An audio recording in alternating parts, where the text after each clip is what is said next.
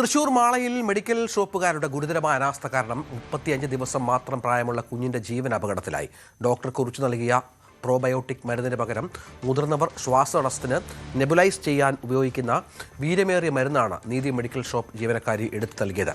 ധനേഷ് ശരിയാണ്. ധനേഷ്, എന്താണ് സംഭവിച്ചത്?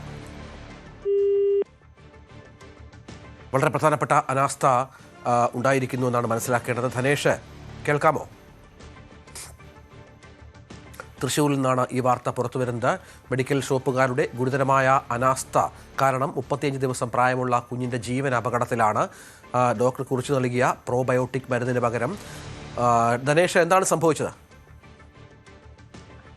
രഞ്ജിത്ത്, 21-ാം തീയതിയാണ് കുട്ടിക്ക് പനി ബാധിച്ചതിനെ തുടർന്ന് ഡോക്ടറെ അടുത്ത് കാണിച്ചത്.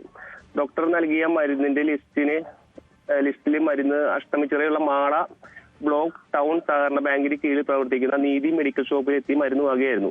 എന്നാൽ ഡോക്ടർ നിർദ്ദേശിച്ച പ്രോബയോട്ടിക് എന്ന മരുന്നിന് പകരം മുതിർന്നവർ നെബുലൈസേഷൻ വഴി ഉപയോഗിക്കുന്ന ബൂട്ട്സെൽ 0.5 mg എന്ന മരുന്നാണ് ജീവനക്കാരി നൽകിയത്. മരുന്ന് വാങ്ങിയത് സംശയം തോന്നിയ കുട്ടിയുടെ അച്ഛൻ മനു ജീവനക്കാരിയോട് ഇതിനെക്കുറിച്ച് ചോദിച്ചെങ്കിലും മരുന്ന് ഇത് തന്നെയാണെന്നാണ് ജീവനക്കാരി കുട്ടിയുടെ അച്ഛനോട് പറഞ്ഞത്. കുട്ടിയുടെ അവസ്ഥ എങ്ങനെയുണ്ട് ധനേഷ്?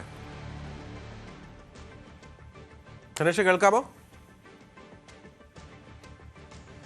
ശരി, തൃശ്ശൂരിൽ നിന്നാണ് ഈ സംഭവം റിപ്പോർട്ട് ചെയ്തത്. കൂടുതൽ വാർത്തകൾക്ക് news 18 Keralam YouTube channel subscribe ചെയ്യുക.